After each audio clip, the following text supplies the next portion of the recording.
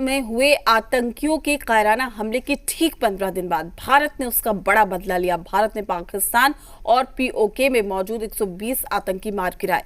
9 आतंकी ठिकानों को भारत ने निशाना बनाया। इसमें आतंकी कई बड़े अड्डे तबाह कर दिए गए और इसमें टारगेट सेट करके आतंकियों को ठिकानों को निशाना भी बनाया गया। इस ऑपरेशन को भारत ने ऑपरेशन सिंदूर नाम दिया।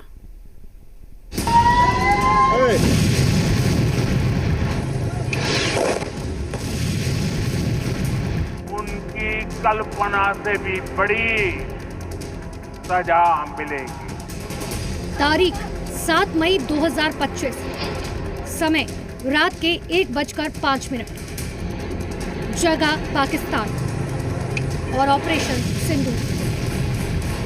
पाकिस्तान को जिसका डर था आखिरकार वो हो गया। भारत ने जो कहा था वो कर दिखाया। बता दिया कि अगर तुम जख्म दोगे तो उसका हिसाब ऐसा होगा जो दुश्मन की कल्पना से भी बड़ा होगा। भारत ने देर रात पाकिस्तान में 9 जगहों पर अटैक किया। अटैक भी ऐसा जो कि सटीक था, टारगेट पर था और सीधा आतंकी कब्र खोदने वाला था। ऐसा हमला कि पाकिस्तान सोता रह गया और भारत ने आतंकियों पर सबसे बड़ी स्ट्राइक कर डाली। ऑपरेशन सिंदूर 22 अप्रैल को पहलगाम में हुए विभत्स आतंकवादी हमले के शिकार मासूम नागरिकों व उनके परिवारों को न्याय देने के लिए लॉन्च किया गया था। इस कार्रवाई में 9 टेररिस्ट कैंप्स को टारगेट किया गया और पूरी तरह से इसे बर्बाद किया गया। भारत ने इस ऑपरेशन को नाम दिया ऑपरेशन सिंदूर, यानी जो सिंदूर कायर आतंकियों ने पहलगाम हमले में भारत की बेटियों का छीना था, उसका बखूबी बदला ले लिया गया। भारत ने पाकिस्तान में 9 जगहों पर हमले किए, जिसमें मुजफ्फराबाद, कोटली, गुलपुर, भीमबर, सियालकोट, चाकामरू, मुरीद के और बावलपुर शामिल था। ये सभी जगहें वो थी जहां आतंकी कैंप चलाए जाते थे, आतंकी हमलों की प्लानिंग की जाती थी और जहां आतंकी लॉन्चिंग पैड बने थे।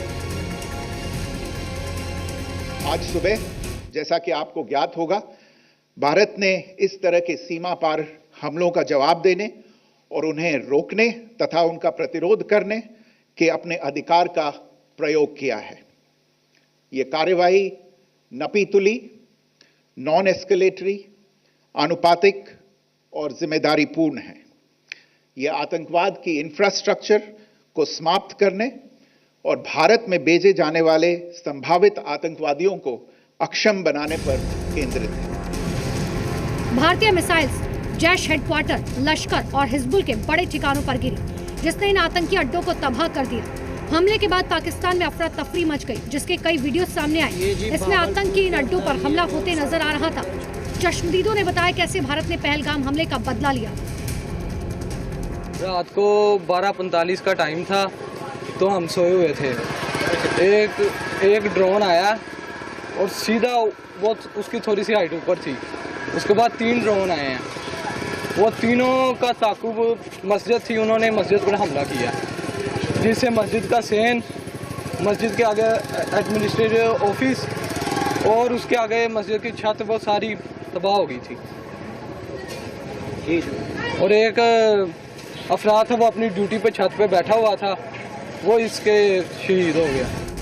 भारत के हुए इस हमले का असर अगर आप देखेंगे तो इसका अंदाजा इसी बात से लगाया जा सकता है कि इसमें 100 से ज्यादा आतंकी मारे गए। जैश ए मोहम्मद का हेडक्वार्टर उड़ गया, लश्कर के 3 अड्डे तबाह हो गए, जैश ए मोहम्मद के 4 आतंकी ठिकाने खत्म हो गए और हिजबुल के 2 आतंकी अड्डे भी मिट्टी में मिल गए।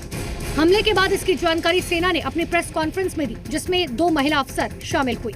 सेना की तरफ से कर्नल सोफिया कुरैशी और एयरफोर्स की तरफ से विंग कमांडर व्योमिका सिंह ने ऑपरेशन सिंदूर के बारे में दुनिया को बताया। सबसे पहले एयर स्ट्राइक का 2 मिनट का वीडियो प्ले किया गया। इसमें आतंकी ठिकानों पर भारतीय सेना की कार्रवाई दिखाई गई।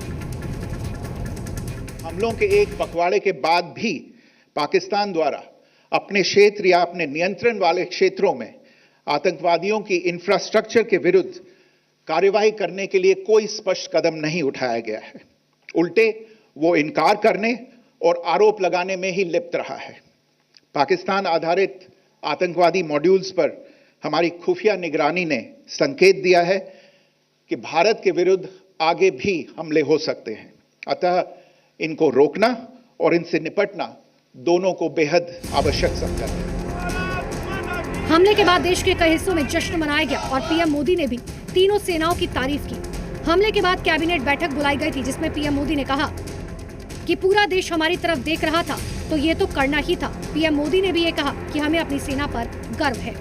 हमले के बाद पाकिस्तान से तबाही की तस्वीरें भी सामने आई, जिसमें आतंकी अड्डे पूरी तरह से मिट्टी में मिले हुए नजर आए, जो बता रखे हैं भारत की सेना की शौर्य गाथा कि कैसे भारत ने दुनिया को बता दिया कि अगर आप हमला करोगे तो चाहे सीमा के अंदर जाकर मारना पड़े, भारत छोड़ेगा नहीं।